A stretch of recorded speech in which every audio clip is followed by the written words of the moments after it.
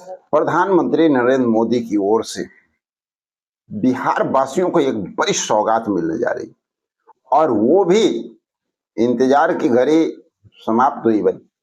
आज के आज बिहार को युवाओं को एक बड़ी सौगात प्रधानमंत्री नरेंद्र मोदी के द्वारा दिया जाना सुनिश्चित हो चुका है। साथियों, बिग ब्रेकिंग न्यूज है ये। बिहार वासियों के लिए सच पूछा जाए तो बहुत बड़ी खुशखबरी भी है, क्योंकि हमारे प्रधानमंत्री जो हैं आज के आज बिहार को एक बड़ी सौगात देने जा रहे हैं और खासकर युवाओं को। तो इसकी पूरी जानकारी देते हैं। आप लोग को पता है ना कि भाई कल क्या हुआ था।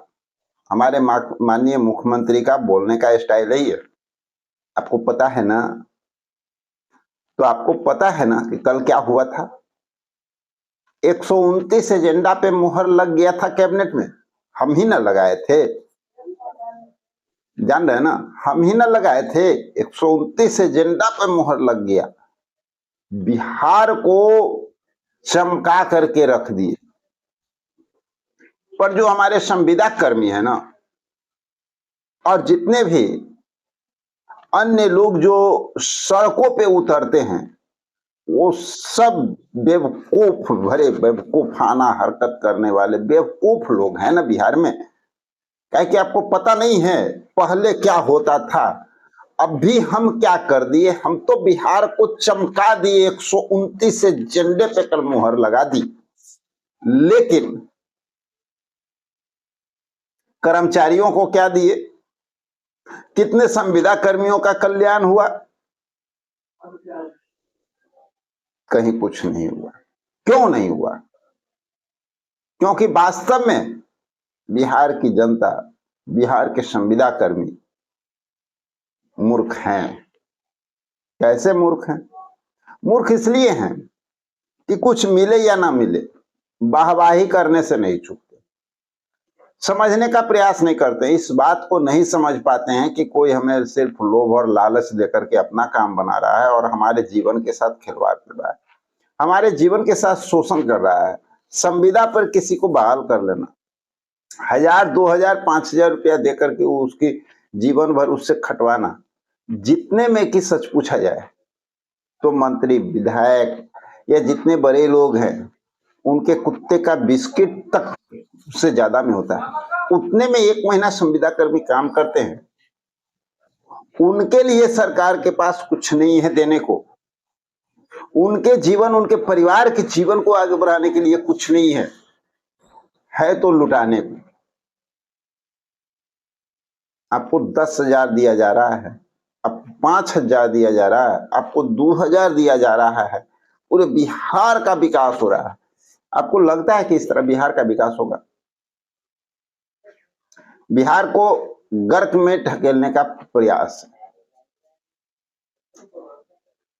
सिर्फ और सिर्फ एक कहावत है ना, एक घूस होता है जो भ्रष्टाचार जो आप देखते हैं ना, जो होता है उसके लिए एक बहानाबाजी होती है। उसी तरह का बहानाबाजी है। हम इस कार्य के लिए ये काम करने जा रहे हैं भैया। 20 साल से क्यों नहीं किया गया? आज जनता को किसी को 2000 का सौगात, किसी को 10,000 का सौगात, सिर्फ वोट बैंक साधने की प्रक्रियाएं चल रही है। तो यही कहेंगे, क्योंकि सोच लीजिए कि जब से इलेक्शन का माहौल गरमाया है उस समय से लगातार हमारे जो संविदा कर्मी हैं लगातार सड़कों पे नजर आए हैं। शुरुआत हुई थी कि बिहार में सौगात पे सौगात बांटने की। याद कीजिए, शुरुआती दौर में जब जीविका को सौगात दिया गया था, पहला शुरुआत किया गया था, उसके बाद 125 यूनिट बिजली फ्री की गई थी। याद होगा आप लोगों को। उस समय माननीय मुख्यमंत्री का चेहरा जो है हाईलाइटेड हुआ करता था और किसी का चेहरा कहीं नजर नहीं आता था, जैसे बिहार में कोई है भी नहीं। लेकिन उसके बाद जब आगे बढ़ना शुरू हुआ और सौगात की बारिश शुरू हुई, उसमें बिहार का इलेक्शन अभी है, लेकिन केंद्र आकर के जुड़ गया और हमारे नरेंद्र मोदी जो हमारे माननीय प्रधानमंत्री हैं, वो भी, उनका भी चेहरा अब साथ में इंक्लूड होता है। जब भी कोई सौगात वैसे मिलती है ना, पब्लिक को रिझाने वाला जितना सौगात होता है उसमें उनका भी चेहरा शामिल होता है। एक तरफ नीतीश कुमार जी है और एक तरफ मोदी जी, यानी दोनों हमारे माननीय है, क्योंकि एक हमारे सीएम है तो एक हमारे पीएम है, और इसी तरह से प्रक्रिया आगे बढ़ती चली जा रही है।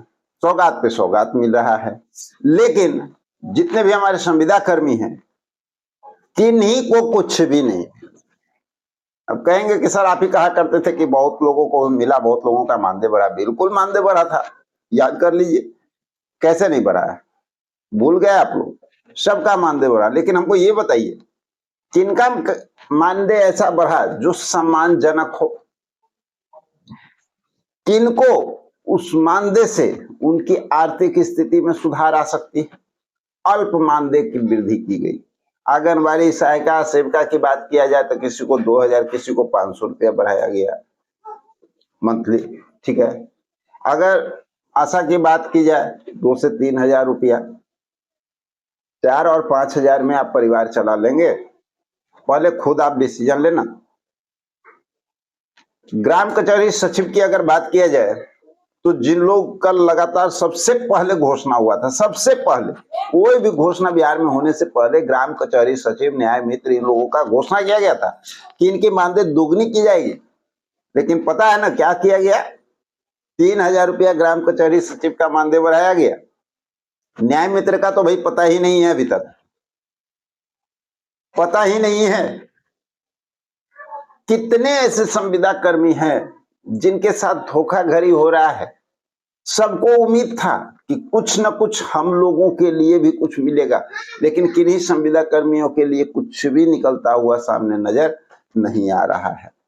अब आप सोच सकते हैं, अब आप बताइए कि अभी अगर हम लोग बात करते हैं एएनएम की, तो कल के डेट में 11,500 पे जो एएनएम खट रही थी अर्बन में,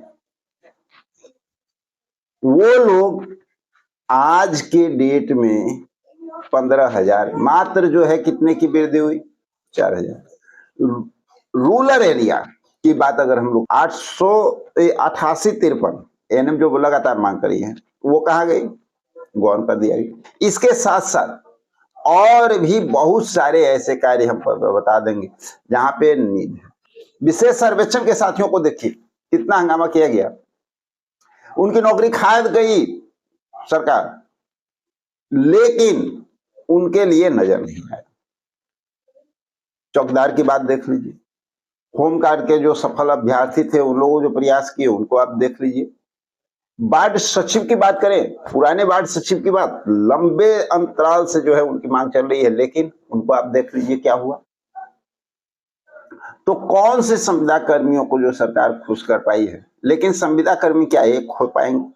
क्या एकजुटता के साथ, मजबूती के साथ